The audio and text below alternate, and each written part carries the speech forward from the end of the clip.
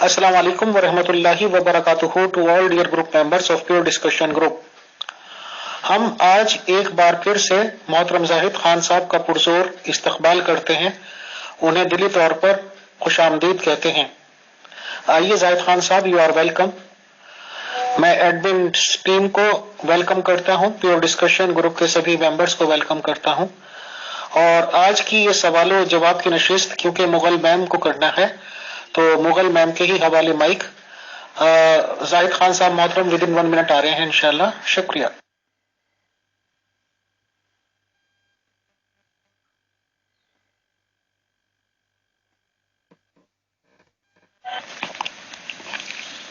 अमीर फैसल साहेब और मुगल उजाला साहेब, खुदा का सलाम हो।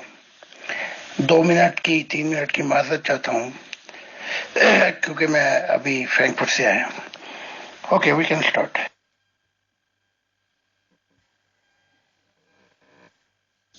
मोहतरम जाहिद खान साहब, वालेकुम अस्सलाम व रहमतुल्लाह। हम आगाज करते हैं। पहला सवाल मेरा ये है कि ग़ज़वा-ए हिंद का क्या कॉन्सेप्ट है। इसके बारे में अहादीस के हवाले दिए जाते हैं कि खुरासान से कोई लश्कर आएंगे जिनके काले झंडे होंगे वगैरह, और इसमें मोहम्मद रसूलुल्लाह सल्लल्लाहु अलैहि वसल्लम भी रूहानी तौर पर शरीक होंगे, इसलिए इसको ग़ज़वा कहा जाता है। आप ये फरमाइए कि क्या ये कोई फिजिकल जहाद होगा या ये कोई सिंबॉलिक बात है। कॉन्सेप्ट जो है हिंद का जो ग़ज़वा होगा, जिसमें पूरा हिंदुस्तान जो है यहाँ इस्लाम फैल जाएगा, ये कॉन्सेप्ट मोहम्मद साहब का है जब आप बीमारी की हालत में थे और आपने कहा कि मैं अगर सेहत याब हो गया तो अपनी जानो माल से खुद ये ग़ज़वा करूंगा कि हिंद को फतह करूंगा, और जो इसमें शहीद होगा वो सबसे बढ़ के शहीद होगा। और उस जैसा शहीद तो होते ही आए हैं पहले भी मोहम्मद साहब से, लेकिन ये नंबर 1 होगा। बहरहाल बीमारी ने इजाजत नहीं दी और मोहम्मद साहब इस हसरत को लेकर चल दिए। बस उस वक्त से लेकर फिर मोहम्मद साहब को यह भी खबर थी कि मैं हिंद के ग़ज़वे के लिए जाऊंगा, तो बीच में तो ईरानी ताकत बैठी है, पर्शिया, और पर्शिया की उस वक्त हुकूमत छाई हुई थी। तो पहले तो इन्हें फतह करना पड़ेगा, फिर और बड़े बीच में मुल्क आएंगे जिनसे वास्ता पड़ेगा। लेकिन इसके बावजूद ये कॉन्सेप्ट जो हिंद के ग़ज़वे का है ये चलता ही आ रहा है, और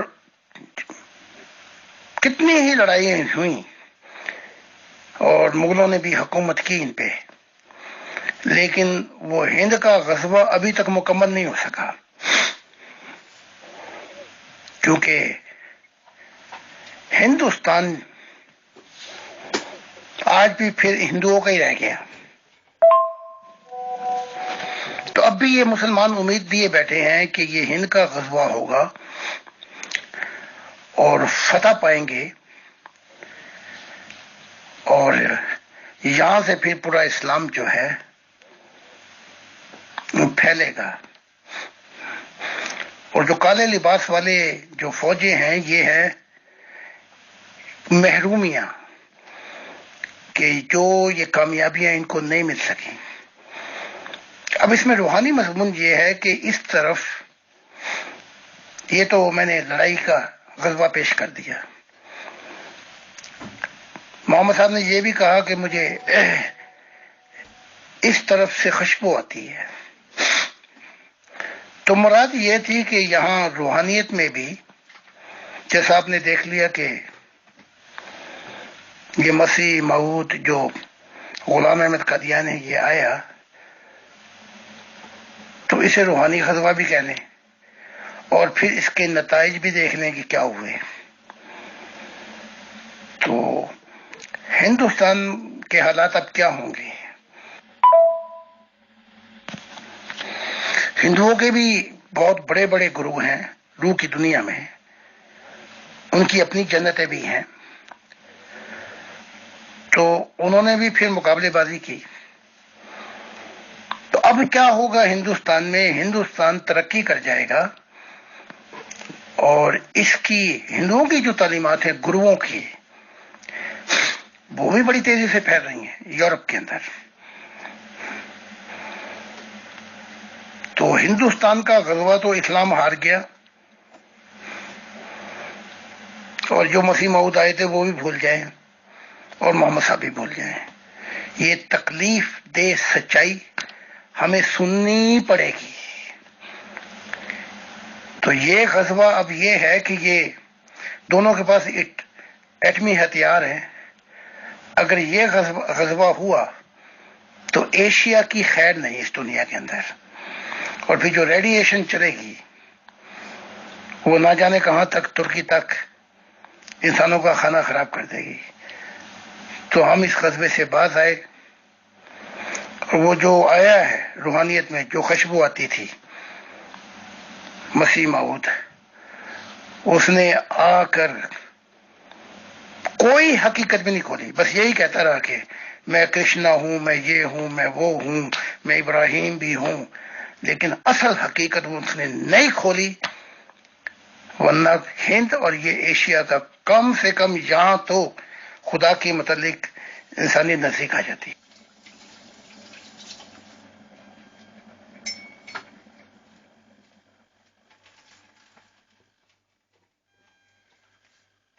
جی محترم، شکریہ.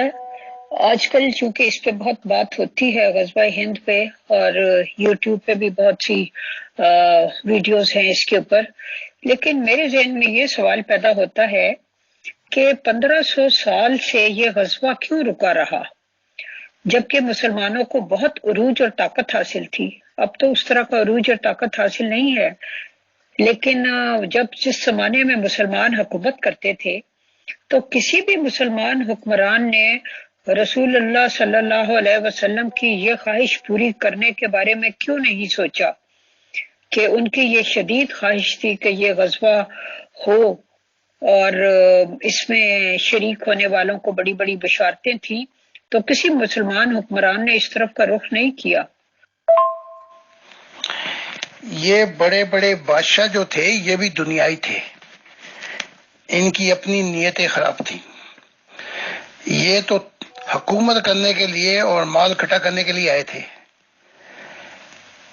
یہ کوئی اس نیت سے تھوڑی آئے تھے کہ یہ غزوہ کر کے اسلام پھیلائیں. اور پھر دوسری طرف جو گرو ہیں ان کے بڑے بڑے، انہوں نے بڑی طاقت کا زور لگایا کہ یہ ہندوستان مکمل طور پہ فتح نہ ہونے پائے. یہ اورنگزیب، اس نے تو بڑی کوشش کی کہ یہ پورا ہندوستان مسلمان ہو جائے، لیکن ہر خواہش ایسی، وہ کیا ہے شعر کے، ہر خواہش پہ دم نکلے، میرے ارماں بہت نکلے لیکن کم نکلے. تو جو ہندوستان والے ہیں انہوں نے بھی تو بڑی بڑی رکاوٹیں کھڑی کی، اور اس لیے یہ نہیں ہو سکا. یہ آتے گئے جاتے،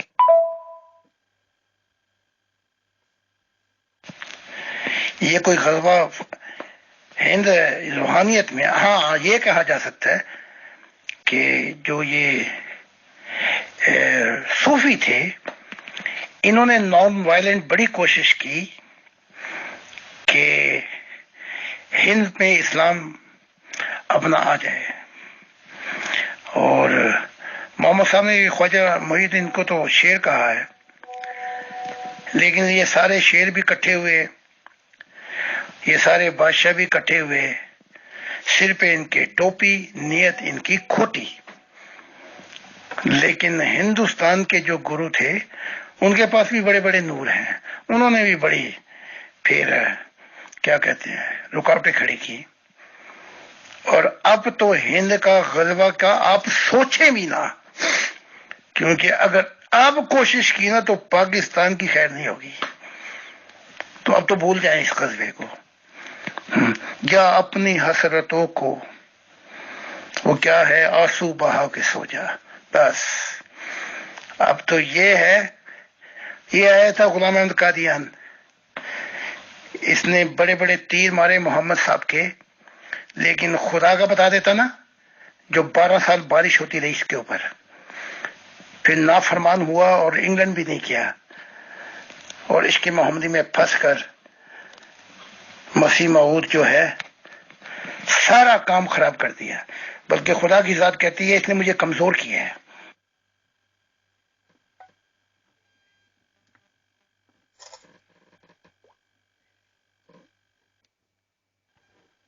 ہزاروں خواہشیں ایسی کہ ہر خواہش پہ دم نکلے، ہزاروں خواہشیں ایسی کہ ہر خواہش پہ دم نکلے، بہت نکلے میرے ارمان لیکن پھر بھی کم نکلے۔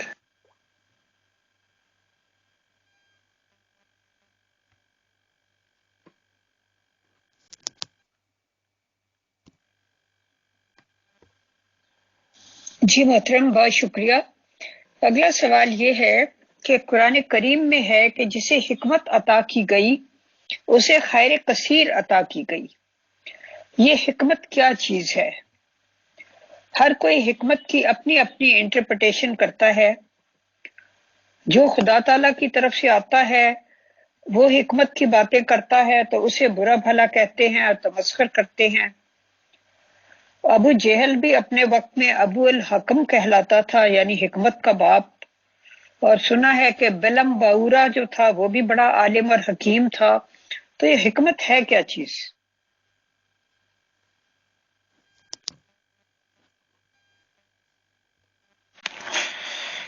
حکمتیں دو ہیں، ایک شیطانی ہے، ایک رحمانی ہے۔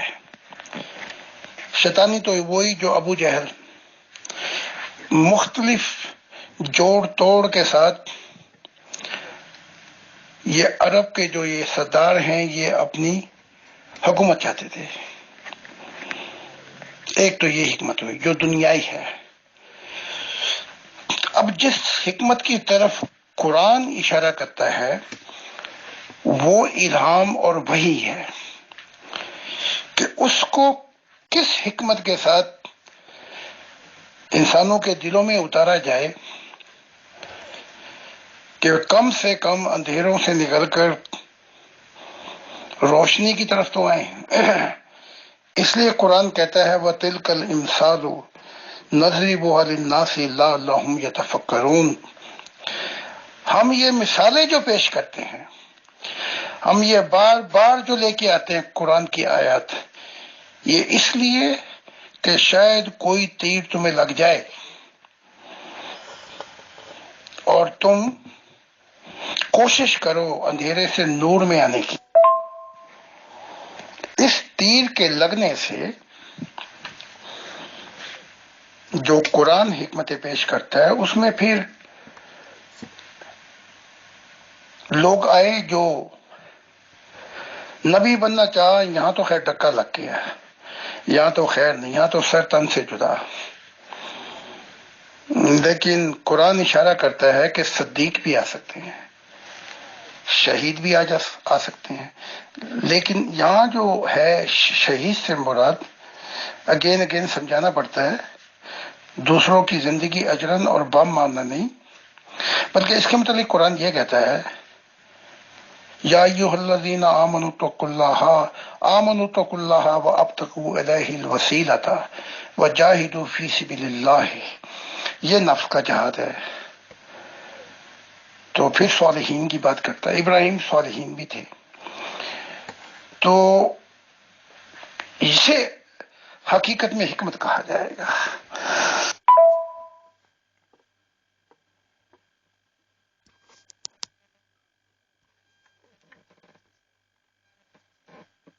محسن زاہد خان صاحب، اگلا سوال یہ ہے کہ آپ نے اپنی ایک کتاب میں فرمایا کہ 21ویں صدی میں شیطان چاہتا ہے کہ رشیا اور مسلمان انتہا پسندوں کو استعمال کرے کہ وہ نیوکلیئر ویپنز کے ذریعے دنیا کو تباہ کر دیں۔ اس بات کی ذرا وضاحت کیجیے پلیز، شکریہ۔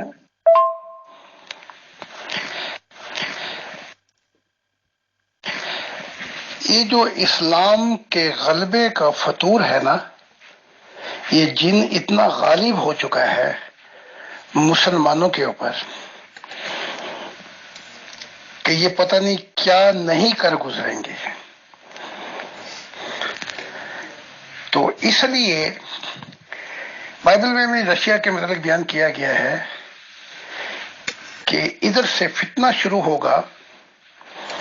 اور میں آپ کو ایک اور بات بتاتا ہوں، میں نے جرمن گورنمنٹ کو کئی دفعہ کہا کہ یہ جو عراقی، یہ جو اپنا لیبیا کے اور یہ جو ہیں افغانستان کے، یہ جو ملین آئے ہیں، یہ انہوں نے تباہ کیا افغانستان، عراقی اور لیبیا کو، اپنے ملکوں کو، سیریا کو، اور یہ یہاں پہ چپ ہو کر نہیں بیٹھیں گے۔ وقت کے ساتھ یہ اٹھیں گے، گوریلا وار کریں گے اور یورپ کو تباہ کر دیں گے۔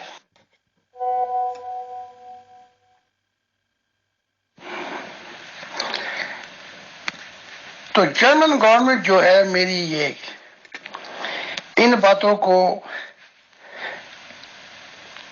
کئی سیاستدانوں نے سنجیدہ لیا، کئیوں نے نہیں لیا۔ میں نے کہا کہ یہ جو ملین آئے ہیں، یہ سیاسی پناہ والے وہ لوگ نہیں جو ہمارے وہاں سے بھاگے ہیں، ان میں اکثر جو سے ہیں، انہوں نے تباہ کیا اپنے ملکوں کو۔ جیسے سیریا کے اسد نے کہا تھا، جو یہ انتہا پسند ہیں جنہوں نے میرے ملک کو تباہ کیا، وہ اب جرمنی اور یورپ میں بیٹھے ہوئے ہیں، اور جرمن قوم اور یورپین جو ہیں، ان کے دماغ اس بات کو سمجھ نہیں پاتے کہ یہ یورپ کی بھی خیر نہیں۔ تو میں نے اپنی کتاب میں لکھا، رشیا خود تو ٹکر نہیں لے سکتا یونائٹڈ نیشن سے، نیٹو کے ساتھ، اس کا دماغ خراب نہیں ہے، لیکن اب مستقبل میں جو میں نے کہا ہے کئی اپنی جلوسوں میں یا ریلی میں، کہ رشیا ویپن سپلائی کرے گا، اور اگر یہ ہوا اور یورپین نہ جاگے تو 1000 سال یہ مسلمان یورپ کو بھی بیکورڈ کر دیں گے۔ اور یہ بات رونلڈ ریگن بھی کہہ چکا ہے، if Islam will grow in Europe, then Europe will go backward 1000 year 1000 پیچھے کر دیں گے۔ خدا نہ کرے کہ ان مسلمانوں کا غلبہ ہو، ورنہ دنیا میں اندھیرا پھیل جائے گا۔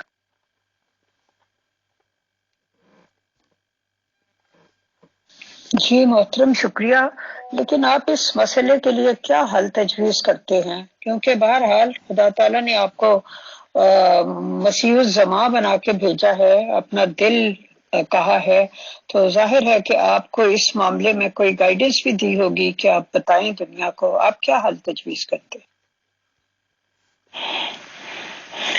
میں نے ان 50 سالوں میں روحانی فاؤنڈیشن بھی تیار کی، کیونکہ روحانی فاؤنڈیشن میں خدا نے کہا کہ یہ تعلیمات جتنی جلدی سے پھیلیں گی اتنی ہی رکاوٹ بن جائے گی اس سول وار اور اس غلبے میں۔ تو وہ کام تو میں کر رہا ہوں، اللہ ماشاءاللہ میں مشہور شخص ہوں، لیکن دوسرا کام جو میں نے کیا وہ یہ کیا کہ سیاستدان جو ہیں اس میں بھی میں نے بڑا ایکٹیو رول ادا کیا، بلکہ ایک پارٹی کا جب وہ بنی ہے تو اس وقت جو تھا میں نے جو پیش کیا کانسیپٹ، اس کانسیپٹ کے اوپر کوئی تیار نہیں تھا، لیکن آج اسی پارٹی کے 25 member of national assembly German میں پارلیمنٹ میں بیٹھے ہوئے ہیں۔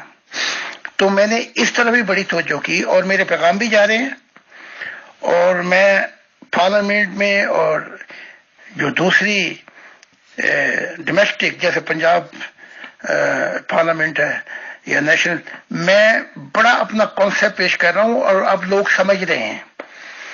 تو میں نے ظاہر بھی اور روحانیت میں بھی بہت کام کر رہا ہوں. اور اب ہم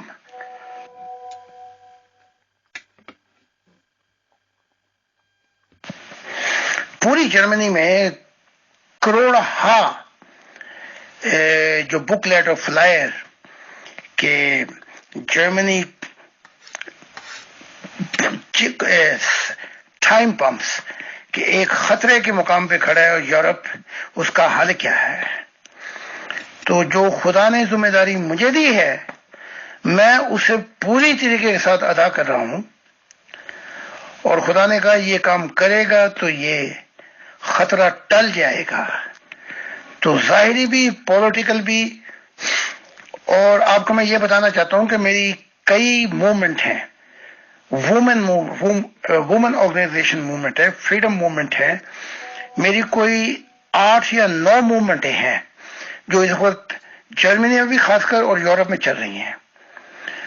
تو خدا نے مجھے کہا کہ اس جو تو کر رہا ہے، اور اتنا بھی بتاتا ہوں ماشاءاللہ کہ جب میں بولتا ہوں، جیسے میں نے ابھی فرینکفرٹ میں بلایا تھا، تو 7 نیشنل اسمبلی کے رکن جو تھے اور منسٹر بھی، وہ میری ریلی میں شریک ہوئے تھے فرینکفرٹ کے اندر. تو میں دونوں کام کر رہا ہوں، جو خدا کہتا جا رہا ہے میں وہ سب کچھ کرتا جا رہا ہوں. محترم زاہد خان صاحب، ایک ہمارے ریسپیکٹیبل ممبر کا سوال ہے کہ غزوہ کس کو کہتے ہیں؟ کہ میں زاہد خان صاحب سے سوال کروں کہ غزوہ کس کو کہتے ہیں اور غزوہ اصطلاح کس کے لیے استعمال کرتے ہیں؟ یہ اردو میں لکھا ہوا ہے، اگر میرے ورڈ پروناؤنسیشن میں کچھ غلطی ہوئی تو معافی.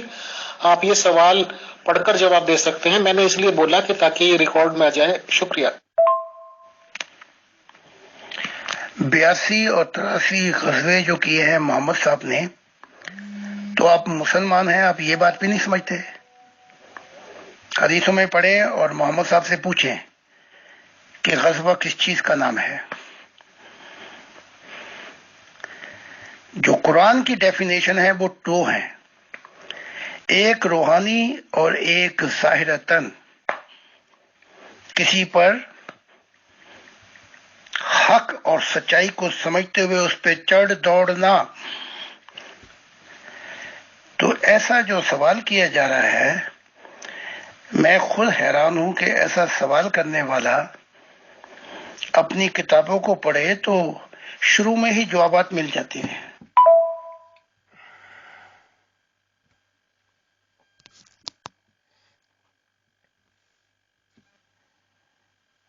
محترم زاہد خان صاحب، ایک اور ممبر نے سوال کیا تھا.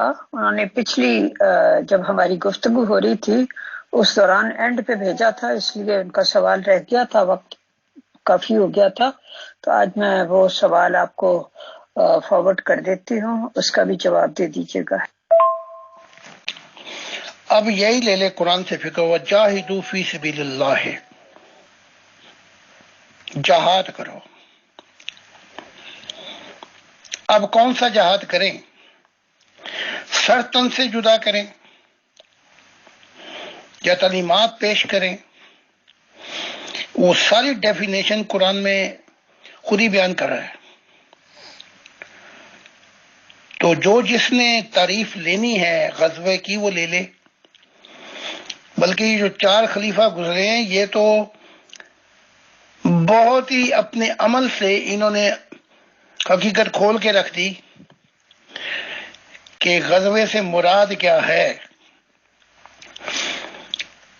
مسلمانوں کو چاہیے کہ اپنی کتابوں کو صرف پڑھیں نہ بلکہ سمجھنے کی بھی کوشش کریں. غزووں کئی ہو سکتے ہیں، ایک نہیں کئی ہو سکتے ہیں. جیسے قیامتیں کئی ہیں ایسے غزوے بھی کئی ہیں. تو یہ سوال آپ اپنے عالم سے بھی کریں. بڑا بچکانا سوال تھا لیکن بہرحال. جی اجالا میڈم، میں پیور ڈسکشن میں آپ لوگوں کی گفتگو سن رہا ہوں. میں تھوڑا لیٹ ہو گیا تھا تو ابھی میں شروع سے پہلے میسیجز دیکھ رہا ہوں. تو زاہد صاحب نے ایک گفتگو کی کہ یہ دنیا جو ہے وہ دنیا نہیں ہے جس کا تصور خدا تعالیٰ نے کیا. اگر آدم علیہ السلام اپنی ذمہ داری پوری کر جاتے تو ایسا نہ ہوتا. تو سوال میرا یہ ہے کہ آدم علیہ السلام کی کیا ذمہ داریاں تھی، اس کے بارے میں کچھ روشنی ڈالیں. وہی بیان کر دیتا ہوں. خدا نے کہا یہ نیکی کا درخت ہے، یہ بدی کا درخت ہے، اگر تو نیکی کا پھل یعنی کہ میری گائیڈنس لے گا. اس وقت براہ راست ہم کلام تھا، تو یہ زندگی کا راستہ ہے. مراد یہ کہ اگر تو اپنا کامل تعلق کر لے مجھ سے محبت الہی میں، تو یہ تیرا اور تیری اولاد کے لیے زندگی کا راستہ ہے. اور اگر وہ بدی کا پھل چکھے گا تو تو مرا. یہ نہیں کہا کہ تو مر جائے گا، تو مرا. تو آدم ویسے تو زندہ رہا 900 سال تقریباً کم و بیش. روحانی رشتہ اس کا مر گیا. اس کے بعد قرآن کہتا ہے کہ آدم نے نافرمانی کی اور وہ سچے راستے سے بھٹک گیا. تو پھر جب یہ خاندان، یہ آدم، یہ حوا، انہوں نے بغاوت کی، تو اس کا جو پھل تھا بدی کا وہ دیکھ لیا گیا کہ وہ خاندان خدا کا نہیں تھا. اور قائن نے حابل کو قتل کر دیا. زن تے زمین. اور یہاں سے یہ سوسائٹی شروع ہوئی جو خدا کی نہیں ہے. وہاں بھی یہی ہو رہا، زن تے زمین، خون خرابہ، طاقت. اور پھر یہی سوسائٹی سے شروع ہوئی آدم کے ایک ملک. وہ ملک بھی ایسا ہی، بڑے میاں تو بڑے میاں، چھوٹے میاں سبحان اللہ.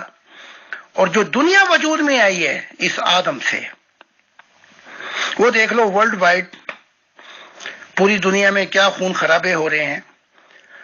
اور قائن جو ہے وہ اسلام مذہب ہے، حابل وہ ہے عیسائیت. اب ان کا ٹکراؤ ہے، کہیں ایسا نہ ہو کہ قائن حابل کو قتل کر دے. یعنی اس غلبے کے شوق میں اسلام کے کہیں کرسچینٹی سے سینگ نہ پھنس جائیں اور دنیا تباہ ہو جائے. اب اس 6000 سال کے بعد حق تعالیٰ نے ان کی سب کی صف لپیٹ دی اور کہا تو نیا آدم ہے. اس نئے آدم نے خود خاندان کو بھی خدا سے ملا دیا.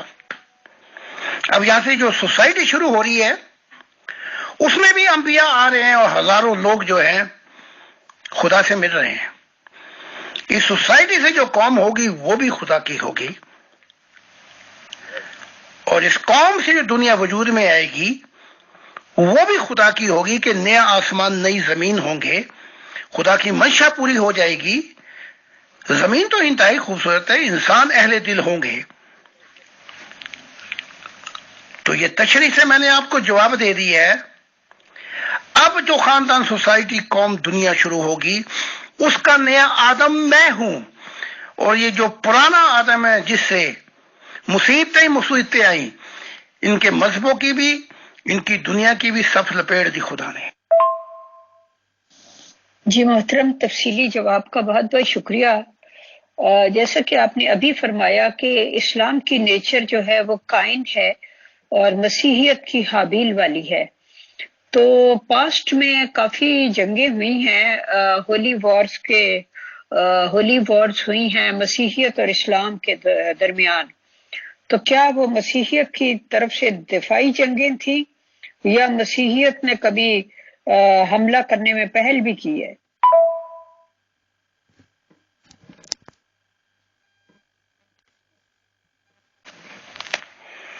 نہ حقیقت یہ ہے کہ نہ اب کھائن کھائن رہا اور نہ حابل حابل رہا. نشے کی رات ڈھل گئی اب خمار نہ رہا. حقیقت یہ ہے کہ میں اس کانسیپٹ سے بیان کر رہا ہوں حابل اور کھائن جو خدا نے کہا تھا کہ میرا ابدی عہد جو ہے وہ اسحاق سے میں باندھوں گا. وہ ابدی عہد جو تھا وہ یہ کہ جو میری دنیا آئے گی وہ یہاں سے آئے گی. تو اس کے متعلق یہ جو کرائسٹ یا عیسیٰ ہیں انہوں نے کانسیپٹ پیش کر دیا تھا. خدا کی بادشاہت کا زمانہ آ گیا اور تم خدا کی بادشاہت کی راہ میں رکاوٹ بن رہے ہو. نہ تم آتے ہو نہ آنے دیتے ہو. You shut the kingdom of God before mankind. تو اس طریقے سے وہ حابل ہو گئے. کھائن کا یہ تھا کہ ابدی عہد نہیں باندھا، یہ کہا کہ سردار آئیں گے یہاں سے اور میں ان کو بھی برکت دوں گا. وہ اسماعیل ہے. تو اس کانسیپٹ میں جیسے ابراہیم کا جو اسماعیلی تھا اور جو اسحاق تھا، اس کانسیپٹ اور اس ریلم میں نے بتایا ہے. پھر ایک حدیث بھی سن لیں. ابو ہریرہ کہتے ہیں میں اکیلا بیٹھا ہوا تھا تو محمد نبی نے مجھ سے کہا، محمد رسول اللہ نے، کہ اے ابو ہریرہ آخر میں عیسائیت چھا جائے گی. مراد یہ کہ دنیا پر یہ چھا جائیں گے. تو ابو ہریرہ نے کہا یا رسول اللہ یہ آپ کیا کہہ رہے ہیں؟ کہا میں ٹھیک کہہ رہا ہوں، اس لیے کہ وہ نرم دل ہیں اور یہ ہم سخت دل ہیں. تو نرم دل والے حابل ہوئے اور سخت دل والے کھائن ہوئے. لو جی سن لیں محمد صاحب کی اپنی زبان سے وہ کیا کہہ رہے ہیں. اور وہ جو تھیلا تھا نا، وہ جو کہتے تھے کہ ابو ہریرہ میرا سر تن سے جدا کر دیں گے، اگر وہ بیان کر دیا وہ کہیں گے تو وہ تھیلا بھی کھول دوں گا کسی دن، کیونکہ یہاں تو بڑی کوشش کی میرا سر تن سے جدا نہیں کر سکے، تو وہ تھیلا بھی کھول کے آپ کے سامنے رکھ دوں گا. لیکن پھر یہ ہوگا کہ اف اف نہ کریں.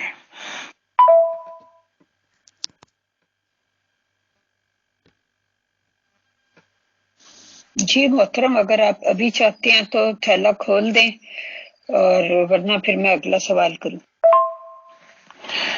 ابھی تھیلے کو پردے میں رہنے دو، پردہ جو کھل گیا تو پھر کھل جائے گا. تو اگلی دفعہ یہ تھیلا کھلنے کا پروگرام رکھ لیں. اور وہ بیچارہ بڑا پچھتاتا ہے ابو ہریرہ بھی کہ میرا سر تن سے جدا نہیں ہوا.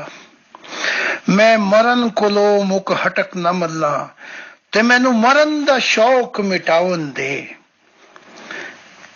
تو وہ مرن کا شوق لیے ہی چلا گیا. تو بہرحال رات گئی بات گئی، لیکن اگلا پروگرام تھیلے پہ رکھ لیں. تو وہ ایک تھیلا تو اس نے کھولا تو عمر نے کہا تیرے کوڑے مار مار کے نا اور اپنی گواہی پیش کر رہے. وہ پہلا تھیلا بھی نہیں کھولنے دیا. اگلا سوال کر لیں آپ.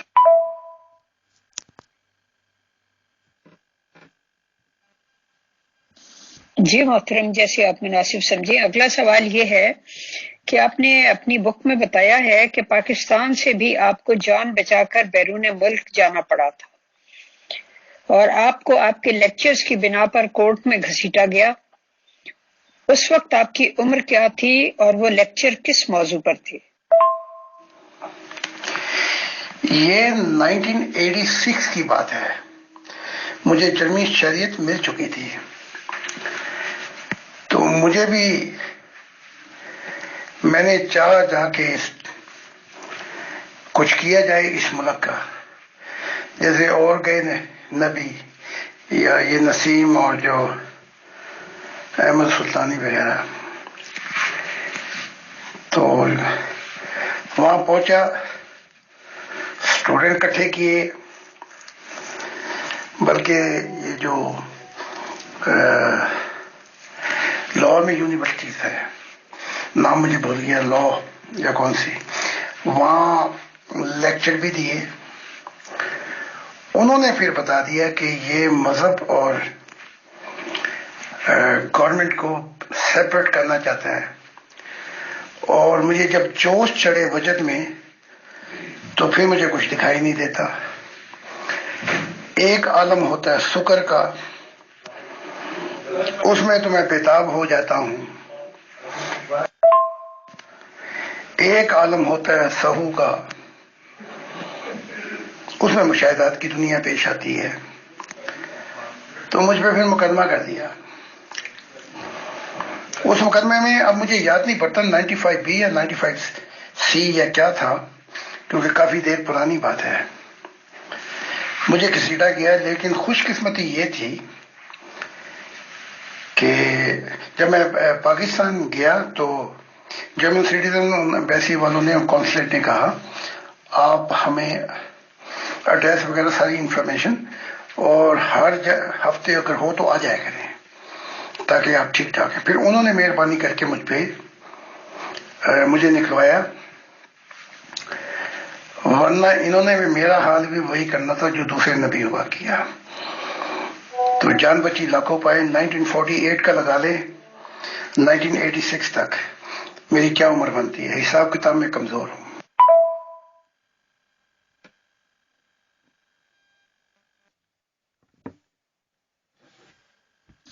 جی محترم، اب میں اپنا آج کا آخری سوال کرتی ہوں کیونکہ آلموسٹ 1 گھنٹہ ہو گیا ہے. تو علامہ اقبال کا ایک شعر ہے، خودی کو کر بلند اتنا کہ ہر تقدیر سے پہلے خدا بندے سے خود پوچھے بتا تیری رضا کیا ہے. اس میں خودی سے کیا مراد ہے؟ خودی سے کیا مراد ہے، یہ تو بعد میں اس کو سیکنڈ آڈیو میں. ایک وقت آتا ہے معرفت الہی کی راہ میں، بڑے بڑے جتن کر کے انسان خدا تک پہنچ جاتا ہے. پھر ایک وقت آتا ہے کہ خدا کی ذات اس کی ہر خوشیوں کو پورا کرنے کے لیے اس کی نوکر بن جاتی ہے. نوکر کا غلط اظہار ہے،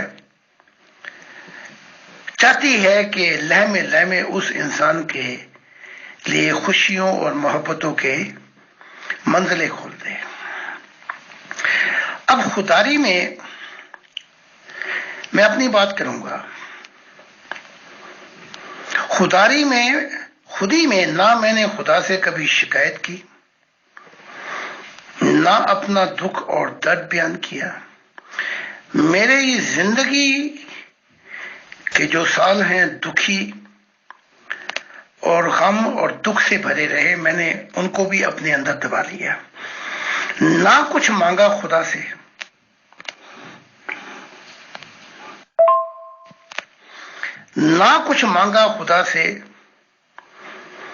نہ یہ کہا کہ مجھے جنت دے یا مجھے ان جنتوں میں پہنچا.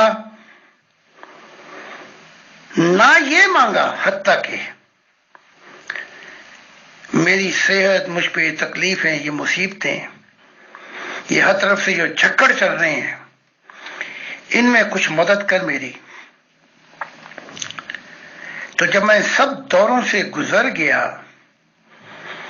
تو خدا نے تقدیر میرے ہاتھ میں دے دی، مستقبل میں میرے ہاتھ میں دے دیا. یہاں یہ میرا خیال، میں اپنی بات کر رہا ہوں اس وقت، کہ خدا خود بندے سے پوچھے تیری رضا کیا ہے. اب خدا مجھے راضی کرنے کے لیے جان پہ جان کھولتا جا رہا ہے، مجھے راضی کرنے کے لیے وعدے پہ وعدے دیتا جا رہا ہے، مجھے راضی کرنے کے لیے یہاں تک کہہ دیا کہ محبت الہی میں جب میں نے تخت پہ نہ بیٹھنا چاہے تو خدا نے اٹھا کے مجھے اپنے کندھوں پہ بٹھا دیا. یہ مراد ہے، مانگنا بلکہ تو دے خدا کو، یہ زندگی کا مقصد۔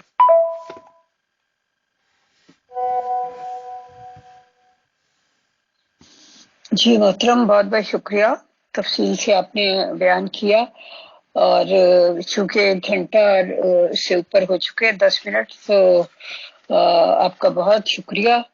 آج کا جو سیشن ہے ہم اس کو وائنڈ اپ کرتے ہیں، اور انشاءاللہ کل آپ کا پروگرام فیصل بھائی کے ساتھ ہوگا۔ تو میرا خیال ہے کہ وہ جو حضرت ابو ہریرہ رضی اللہ تعالیٰ عنہ والا تھیلا ہے وہ وہیں پہ کھولیے گا، تو وہ زیادہ سوٹیبل ہے اس پروگرام کے حساب سے۔ تو میں تہہ دل سے اپنی طرف سے اور پیور ڈسکشن گروپ کی ٹیم کی طرف سے، فیصل بھائی کی طرف سے آپ کا شکریہ ادا کرتی ہوں کہ آپ نے وقت دیا۔ بہت بہت شکریہ۔